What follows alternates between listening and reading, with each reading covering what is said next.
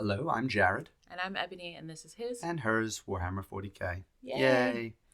We are back from a long break, Yeah. mostly due to sickness. Yeah. I'm still not fully myself yet. I'm sure there'll be plenty of editing out coughing in this. Yeah. You sound a little froggy. Yeah, I got my tea right here. Yeah. But I figured we'd press on. We've had enough of a delay. We actually finished reading this one a few weeks ago now. Yeah. And that book is Lazarus. At Enmity's Edge. At Enmity's Edge. By Gary Kloster? Yes. Yeah. Which came out last year, I believe. And I've... No, this year. No, this March year. 2023. March of this year. Yeah. This one, I wanted to read this one primarily because I heard it is really the only Dark Angels book that does not revolve around the Fallen. Yeah. Which is a common complaint about all of their other books and kind of Dark Angels lore in general. I have this complaint. That the whole chapter is just the Fallen. Pretty much. And there's like a little sneak fallen in here. Just right. a brief glimpse. Yes. And it is just the hint of Fallen that there should be in Dark Angels books. Yeah, I think it was done well. Yeah. Where it does not revolve around the concept of chasing down the Fallen. Yeah. But I think that was a good angle. So at least based on the rumors, I think it did live up to that. Yeah. I think that just a general vibe of this book that it's got enough bolter porn and fighting for people who like that, but it's got enough intrigue and mystery and a little bit of horror for me if you squint that it ticks all the boxes for me, and I enjoyed it. Yeah, so I believe this is the first book by Gary Kloster that we've read. Yes. I want to say there was at least one short story, maybe an Age of Sigmar book as well, but I know he is working on other books as well, so I'm sure we'll read more about him going forward. I liked his writing style. It was like succinct sentences, short and to the point. It kept you... I definitely felt the need to turn the pages, and I like that. I have some critiques. All right, we'll get into that. Tell us the story. Sure. So this book is about Lazarus, the company master of the 5th company of Dark Angels. Yes.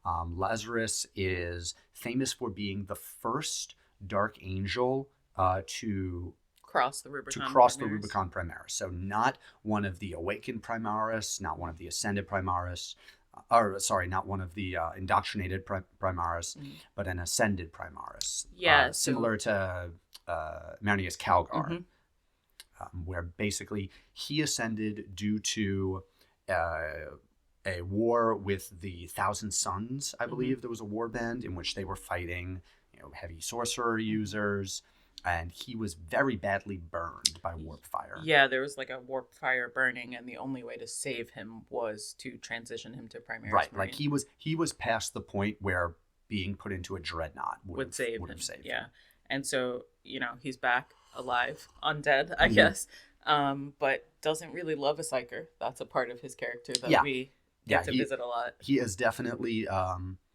acquired the same sort of wariness and hatred of psychers that his predecessor, Company Master Balthazar, also had. Yeah. Which, just to briefly mention this, I don't blame the book for this, but there was a 5th company master of the Dark Angels already, Master Balthazar, who had a model. He was present in books. He had plenty of stories about him. What happened to him? Dead. How? We have no idea. He's dead now. It's Lazarus. It's Lazarus now. Now Lazarus is the captain. And, it's interesting. I like that this book starts you right in the middle of, like, the heat of battle. So this story starts with Lazarus and 5th Company on a planet fighting an orc invasion. Fighting orcs, yes. And they are losing. They need to retreat sort of strategically in a way that forces him to sacrifice some Marines as part of his group of Marines. And they require air support from ships in space. Except in the middle of battle, said air support is canceled because the Fallen. There's a Fallen somewhere.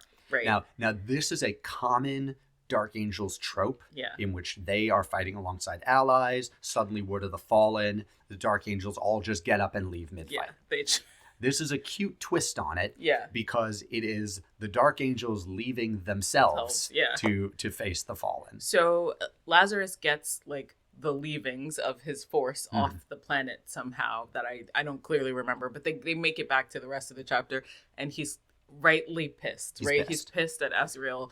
And as a company master, he's part of the inner circle, so he knows the Fallen are a thing. Yep. But like he was like, man, that sucked. Maybe don't be doing that. And he tried to be cordial with Azrael. And there's a few very cute moments before we get to that, in which the Primaris nature of Lazarus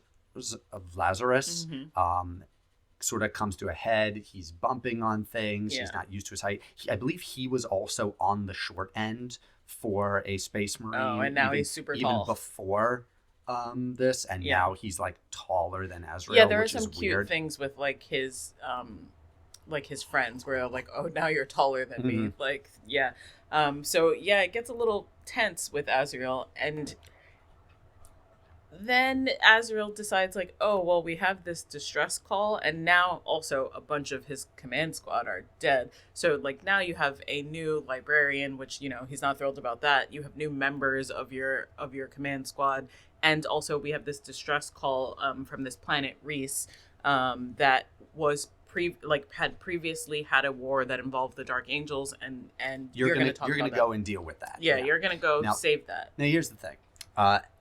Among sort of famous chapter masters, Azrael is a dick. Yeah. Like, he is easily the most controlling, and by famous, I'm generally talking about the big four: Ultramarines, Dark Angels, Blood Angels, Space Wolves. Azrael, the Dark Angels are sort of famous for keeping kind of an iron grip on all of their successors as well, especially they're basically not successors. Yeah. Right. And so Lazarus kind of showed a lot of guts by even standing up to Azrael the way he did. And he's being punished for it. Yeah, so they're getting sent to this thing that Azrael doesn't really think is probably that important. And it's just like, go tell this planet to shut up. They can't call the Dark Angels whenever they are mad about something. And so Lazarus is grumpy about that, grumpy about losing a bunch of soldiers, grumpy about having this new librarian. He's like, fine, we'll go do our jobs. So they go to this planet Reese, which sort of the history of Reese that Lazarus knows is that there was this war for the Red Wash Gate. Did they know about that previously? He knew a little bit about it. Okay. Like I think they talk about it on the ship when he meets his command squad. Yeah. That like there was this chaos incursion on this planet. Librarians from the Dark Angels sealed this gate, quelled any sort of civil unrest that was going on, and sort of left this planet, which is a planet that produces things. So Rice is a night world, primarily, or was a night world, but they also are sort of an agri world in that they have an export for a stim that's really important for the military, right? And so what actually they think is happening is that there's a slight outbreak of a disease and there's some civil unrest, and they just got overzealous and pressed the Dark Angels button and called them. So they're supposed to go there and yell at them. Yep. If I had to describe this book with one word, it would probably be fungus. There's a lot of fungus. There's a lot of fungus, which normally you hate a book about fungus. So I hate long descriptions of fungus. I enjoy fungus generally. There's a lot of fungus among us in this book. Yes, there is. So the main export from Rice is made from a fungus called the black pall, and the export makes a stim that is called fervor fever on some planets. I think so. I'm forgetting. There is an actual tabletop drug that like Imperial Guardsmen can use. Yeah. I want to say Frenzon. Yes. Something of that nature. Yeah. And that kind of makes you a berserker, which is so great. But they also have other fungi on this planet. They have a fungus. Fungi. It's fungi. One of us is a microbiologist.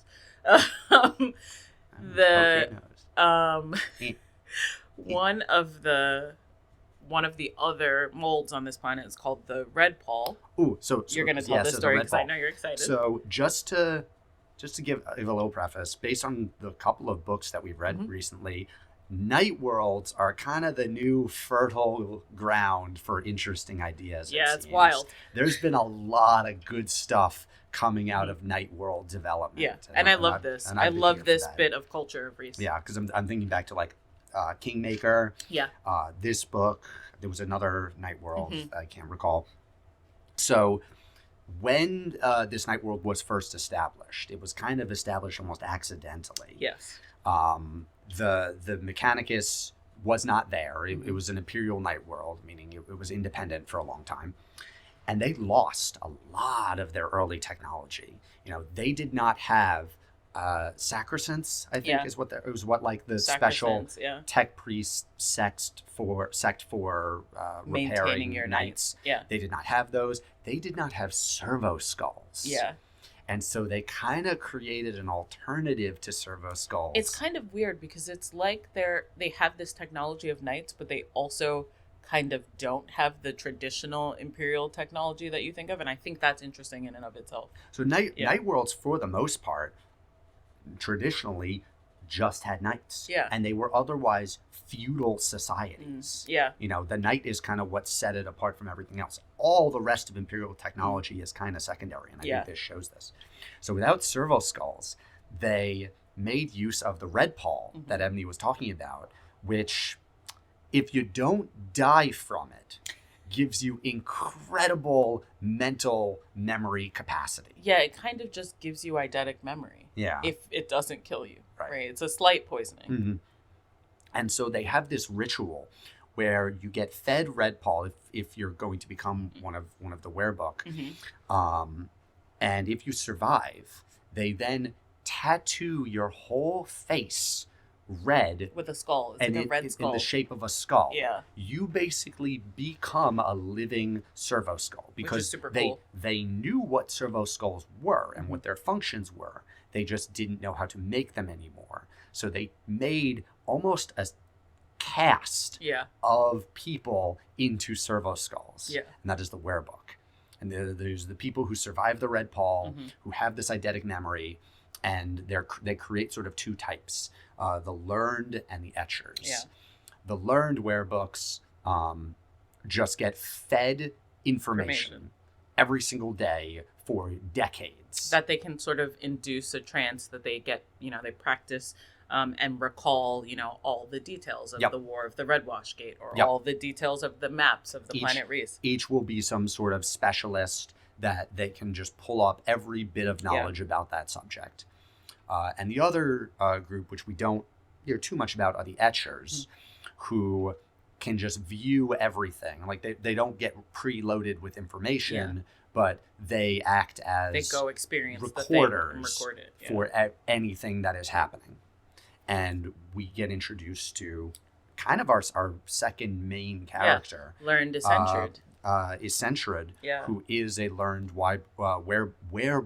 Werebuck, like werewolf. Yes, but book. Yes. Better? Yeah, kind of, yeah.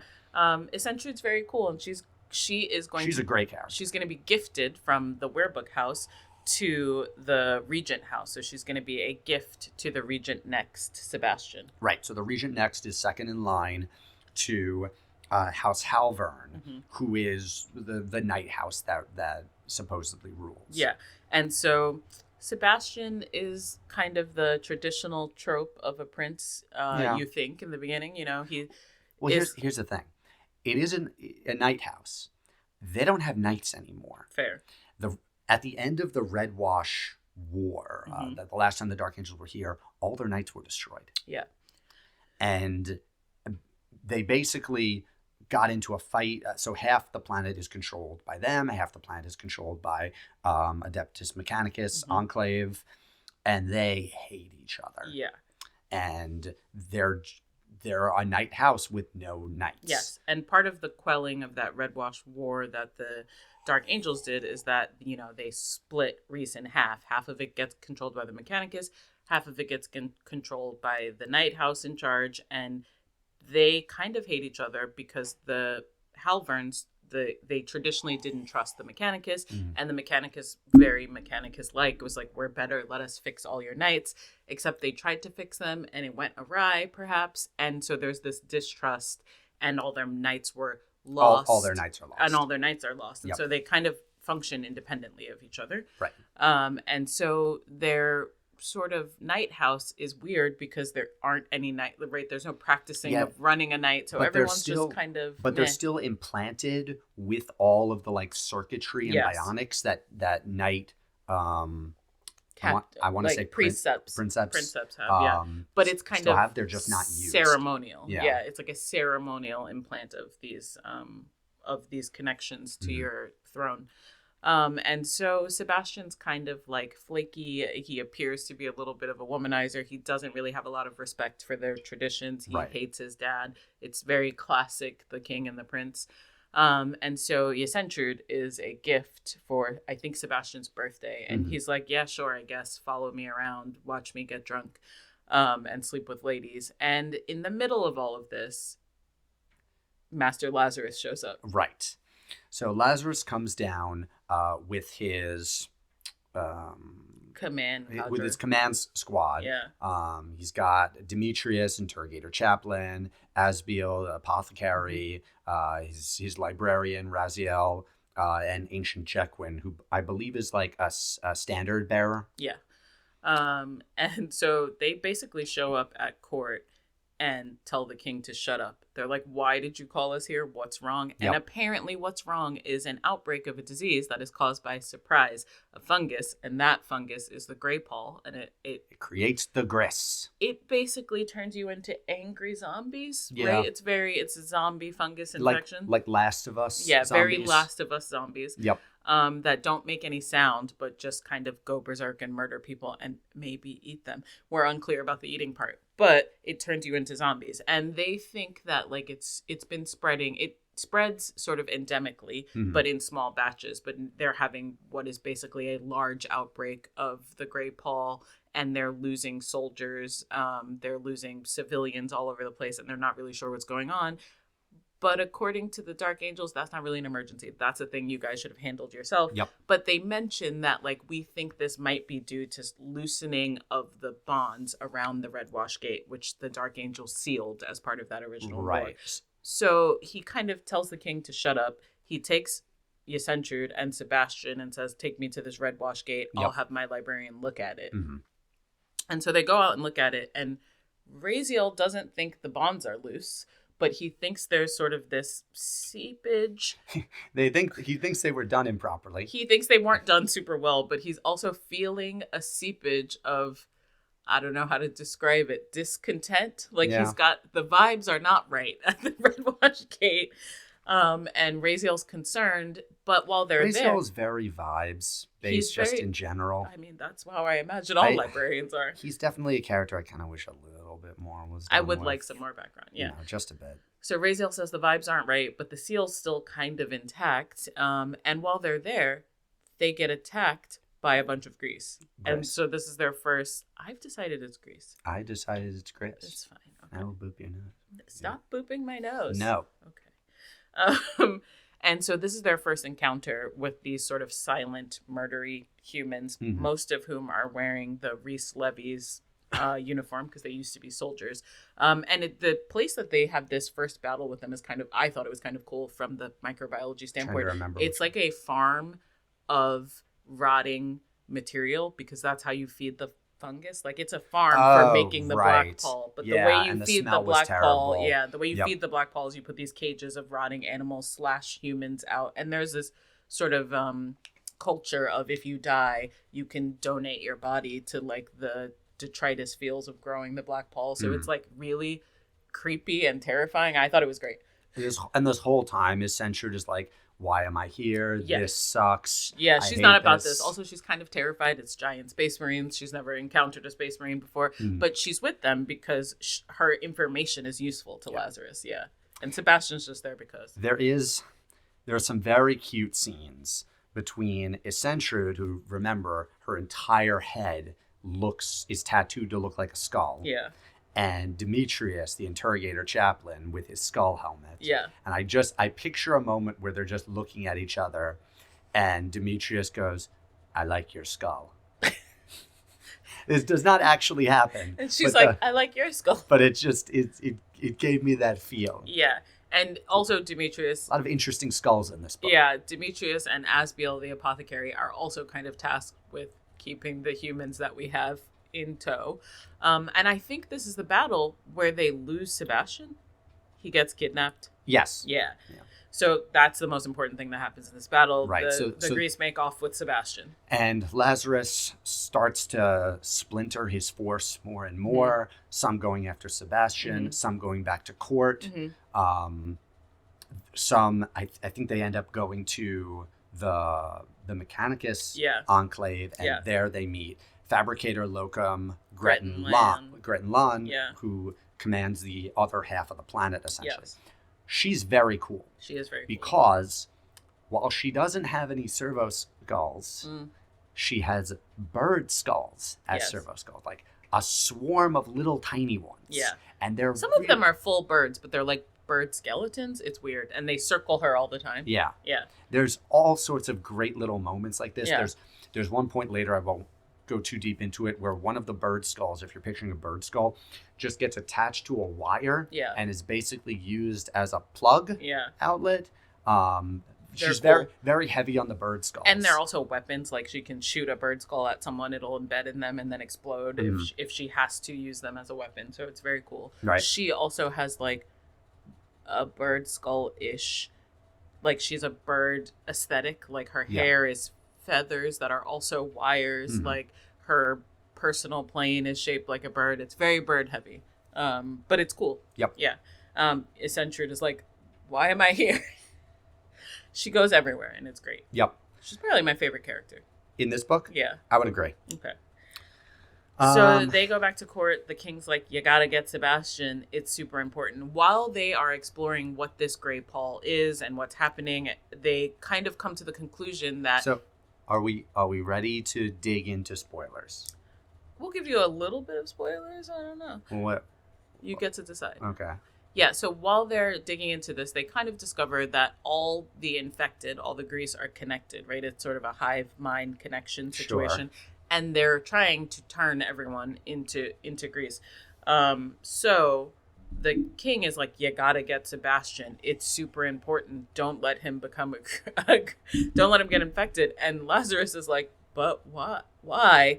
Right? And the king is kind of cagey on why we don't want Sebastian to get infected. And in the meantime, the contingent of dark angels that are off after getting Sebastian are encountering the Grease and getting infected themselves. And because they are in the command group, some of them are part of the secret of the dark angels, right? They know about the fallen. And so when they learn this, Lazarus is also like, they can't get infected. So this as after the first battle is the extent of the Fallen's impact on this book. Yes. Which is, the concern is that the Dark Angels who succumb to the Grey Paul, some of them know about the Fallen, and that is, keeping that information a secret is what is important to this book. And I think that is an interesting way to take it. Yeah. Do you want to give the spoiler about Sebastian, or do you want to keep it a secret for readers? Let's switch to full spoilers. Oh, okay, we're going full spoiler. So, spoiler alert going ahead. If you're reading this book and you don't want to know about any of the twists, you should stop here and come back when you're done. Yep. Okay. So the big reveal is that Sebastian and his father are the only people that know that half of the knights of House Halvern are still alive. Well, alive in quotes. Is loose. The bodies they still have hidden in a secret chamber, but they can't get them working again. And they refuse to give them over to the Mechanicus because they don't trust the Mechanicus. And the reason they don't trust the Mechanicus is because towards the end of the Red Wash War, when the Night House and the Mechanicus were still at each other's throats, the previous fabricator Locum, Harris Amis, decided that... He was not a previous fabricator. I thought he was. I don't think so. Okay. He was of the Mechanicus, and he decided that they would sabotage House Halvern's knights such that they were broken, such that House Halvern would need to ask the Mechanicus to fix them, and thus they would get integrated into needing the Mechanicus. Yeah. And the way that Harris Amis sabotaged the knights is by infecting the Throne Mechanicum with the Grey Paul. Surprise, it's fungus. Yep. And so they can't get them working, House Halvern, because they're infected with this Grey Paul. But now the world is full of people who are infected with Grey Paul, And so we think it's possible for sort of the Grey Paul as an entity to control these knights. Good enough on the twist? I think so. Okay. Yeah. And so Lazarus is putting this all together with help from Grettenland and relatively some information coming back from Dark Angels that he's separate from. The problem is the Grey Pall has spread to basically everyone. All of the soldiers in the Reese home levies, which are like the sort of soldiery of the planet, are mostly infected.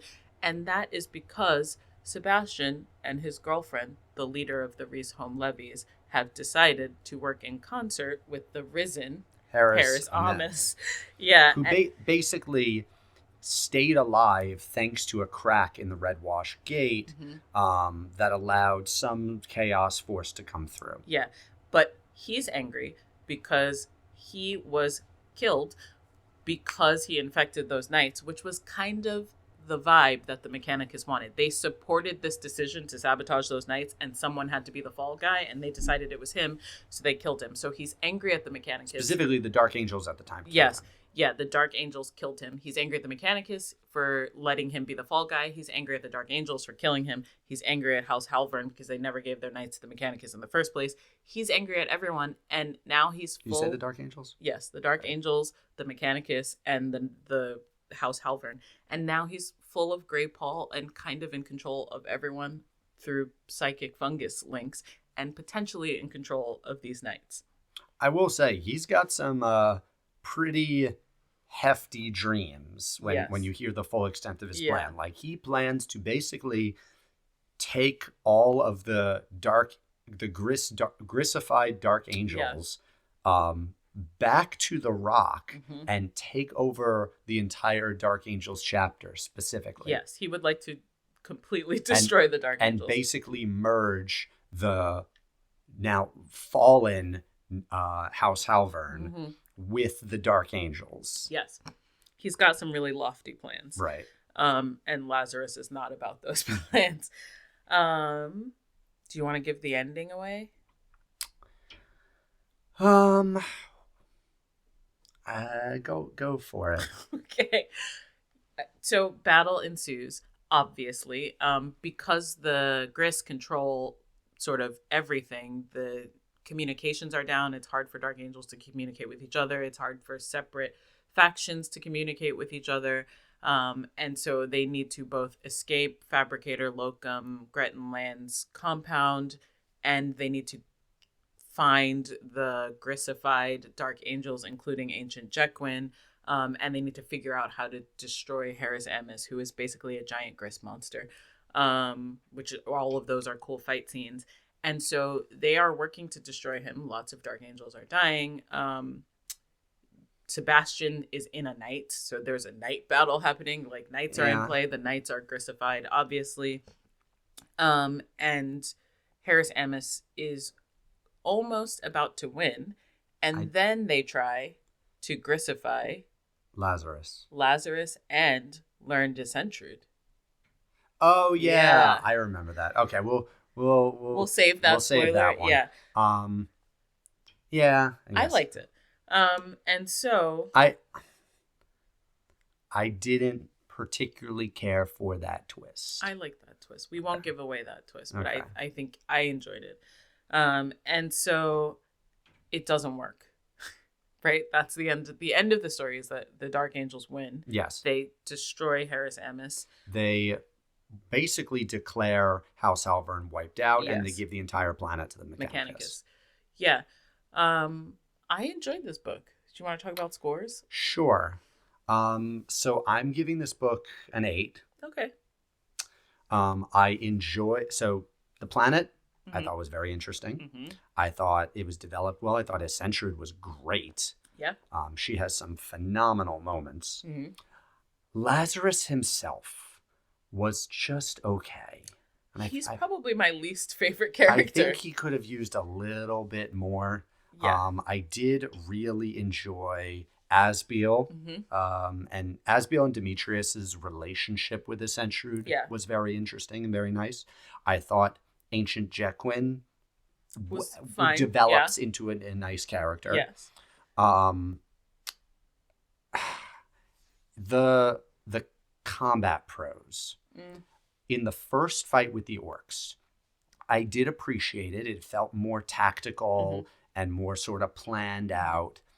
But in the later fights, It kind of deteriorated. It was not holding me. Okay. It was kind of losing me a bit. So I didn't love those as much. Okay. I think I'm in agreement with you. I'm right at around an 8. So I enjoyed the book a lot. I wished I had a little bit more grist, like a little bit more horror. And I wish I had a little bit more of Lazarus. For the titular character of the book, like, he could have been replaced with any Dark Angel for me. Like, he just wasn't super impactful. Yeah. He's definitely not in my top 5 favorite characters. Well, among Dark Angel's characters, I will say he is already one of the most characterful. Okay. Which is, to give you an idea of where they are. All right, then I guess he's fine. But yeah, my favorite character in the book is the Sentrude, followed by Apothecary, Interrogator, Chaplain, Demetrius. Yeah, those are and then Gretton Land. Like, he's not even in my top 3, and he's the title character of the book. There was... so that's my major complaint. I did highlight one sentence that I found very interesting. So this is, let's see. This is when Lazarus is talking to the Regent Prime about his knights and, just sort of what happened to them. And the Regent Prime says, the Omnissiah works in mysterious ways, but not illogical ones. And Lazarus says, that is a talent of mortals, secrets and lies, stretching back so long. That sounds very Dark Angels to me. It was better to be a Dark Angel and walk in the clear light of the Emperor. Because clearly the Dark Angels don't have secrets and lies. That's hilarious. Oh, I'm sorry, it was not Lazarus. It was Zachariah. He was one lieutenant. Okay. Yeah, that's because he doesn't know there are secrets and lies. He's not in the inner circle. Yeah, I think we're in agreement on an 8. Yeah, solid 8. Would definitely read another Gary Kloster book. For sure. Yep. Yeah. What's coming next? So we're a little backlogged at the moment. So we actually think you're going to see this video after another video. That is true. Yeah. We are working on Hand of Abaddon, which is the 8th. Oh, I think that one's going to come out before this one. 8th Dawn of Fire book? Yeah. I think you'll see that one before you see this video. Okay. So Hand of Abaddon, Dark Imperium. Yes. We'll get to. We're working on Dark Imperium for sure. I'm reading Dark Imperium, yeah. That's correct. Okay. What else? Any others? I don't know. I'm slowly making my way through the Soul Drinkers first omnibus. I read the first book. And I finished the second one. Okay. They're silly. They are. That's it. We'll see you next time. Yeah. And Happy New Year if you're seeing this in the New Year, or Happy Holidays if you're seeing this before the New Year. Don't forget to like and subscribe. Bye. Bye.